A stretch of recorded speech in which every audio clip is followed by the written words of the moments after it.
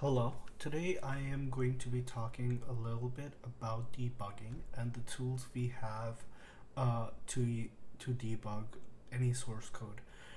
The two tools that I'm going to be talking about today are Debugger, which for C++ is GDB, and valgrind, which is mainly used to detect memory faults. I've written tiny program so that it can help us visualize how we can use the two tools. Um, Firstly, I have one recommendation, which is instead of using an IDE, using an editor and a compiler separately. This helps making a better programmer eventually. Um, and secondly, if you haven't been told enough, a compiler is never wrong. Like any other machine, compiler acts the way it should always and can never go wrong. Um, so let's dive into the program that I have written over here and see what we have. So firstly, I would recommend anytime you compile using the flag -g. The -g flag helped enable the debugging information, which can be useful, and I can point that out later in the video why the -g flag is necessary. Now, this is a tiny program that I have which has two functions. The function foo calls the function bar, which is called in main, and we're going to compile this program and see what happens. So let's compile and run our program. Now, according to the compiler, there's a segmentation fault in the program. Segmentation fault is a memory-based fault which is causing a barrier in execution, which is why the program is not running the way it's supposed to. Now, let's dive into our first tool, which is Debugger. The way to access a debugger is GDB, the name of your program, which is /prog for us. And then I like using a parameter --TUI, which is a text-based user interface, which makes things easier. Personally, for me, you guys don't have to use it if you don't want to. Now let's look into this. First, I would like to use the command start, which is going to help us set a breakpoint in our function, in our program. Now, after using start, I am going to use the command run, which will execute our program, and stop at a point where the compiler cannot go forward anymore. Now, we can see that at line 12, the compiler stops and there's a seg fault. Now, another useful command that we have is backtrace. What backtrace does is helps you see how the program came into that point exactly. Now, this becomes more useful in larger programs, so instead of manually having to backtrace where the information is coming from, you can use backtrace. And as you can see, the function started in main, went to foo, and then ended up at bar, which is where the seg fault is. Now, at this point, let's quit and see what is wrong in our program and try to fix it. Now, the program is very easy. Instead of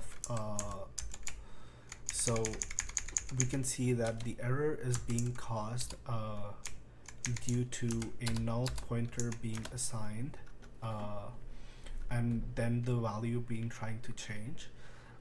So the way to fix this would be just allocating this some value, and let's say size of int, and let's save this over here.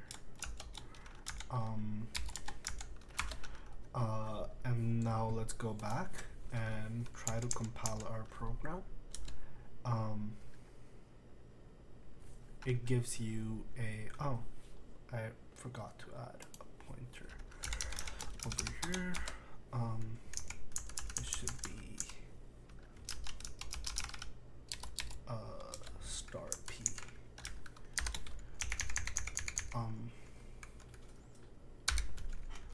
And let's go ahead and save it and go back and compile it again. now let's run our program and see. So as we can see, the segmentation fault has been fixed. However, let's dive back into our debugger and see how our program went by. So the same command, and let's start our breakpoint. And instead of running the function and executing, let's use the trick of step into it. And stepping into it, what it does is the program will execute line by line. The step into function can be run by the command S, and then you can go line by line and you go next, and it goes it can keep executing line by line, and that is great. And we can see that our program runs how it's supposed to. At this point we can quit and look into the second tool that we have. So at any point there's bugs caused due to programmer induced error, and these bugs may or may not be caught by the compiler, at which point we end up using valgrind. The command to access valgrind is valgrind and then your program name. However, there's this command runs valgrind with default settings. What I would like to do is pass a parameter. I think it's leak check full, and let's pass that parameter leak check equal to full, and then dot slash our program. And over here we can see that there is, let's go and look into our heap summary. Now our heap summary says in use at exit, it says 4 bytes in 1 blocks. So there is a memory error, that is that there is 4 bytes at the exit of the program. So like when the program execution is finished, there's still 4 bytes in one allocation that has not been freed, and which can cause errors.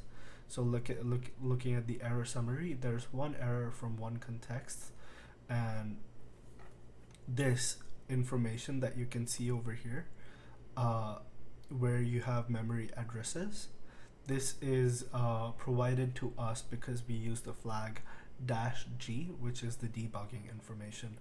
Now let's go ahead and fix the error, which according to C++, because there's memory allocated at any point, the memory should be freed. And let's go free P over here, and that is good. We're gonna save this, and let's go ahead and compile it again, and let's run our valgrind. And at the valgrind, we can see last time there was a leak summary. However, because all heap blocks were freed, there are no leaks possible. And this is what you're going to try to achieve in the lab assignment that you have. And I hope this video was helpful. Happy programming.